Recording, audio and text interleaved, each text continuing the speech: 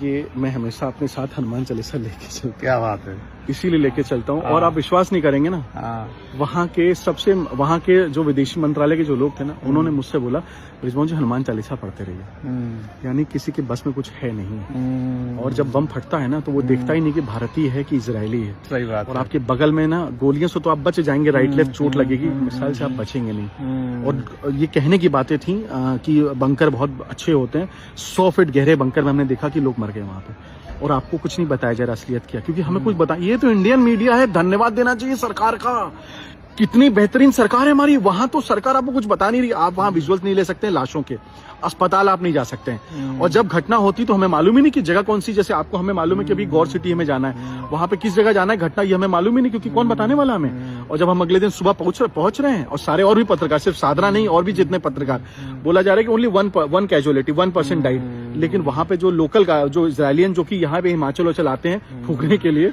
उन्होंने बताया there were 4 houses, nobody is alive. इससे पता लगता है कि बड़ी वहां घटना हुई।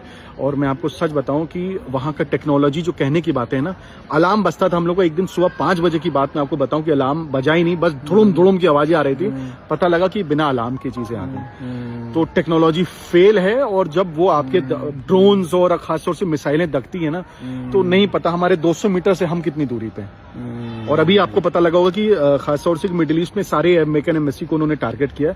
हो सकता है कि तेल अवीव की उसको टारगेट किया था, तो हम भी नहीं बचते। हम फिर आप हो सकता है ये खबर बता रहे होते कि हमारे साथ के थे 100। नहीं, हम लोगों ने मजाक में कहा था कि जब अगर ब्रिज भाई शहीद हो जाएंगे तो हम उनकी स्मृति में जो है, जो फेसबुक से हम लोग जो कमा रहे हैं पैसे, उससे आपकी जो मूर्ति बनवाई जाएगी। लेकिन ये मजाक की बात है, लेकिन दिल तो देखो मित्रों को धड़कता ही रहता है।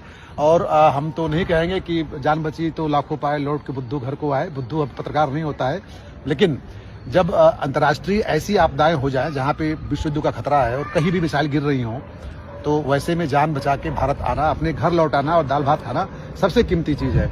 तो ब्रिज भाई का अपना स्वागत है। एक चीज मैं जरूर बताऊंगा, कुछ पत्रकार अभी भी वहां पे हैं जिनके संस्थानों ने बोला हम आपकी व्यवस्था कराएंगे, लेकिन व्यवस्था वो कतई नहीं करा सकते।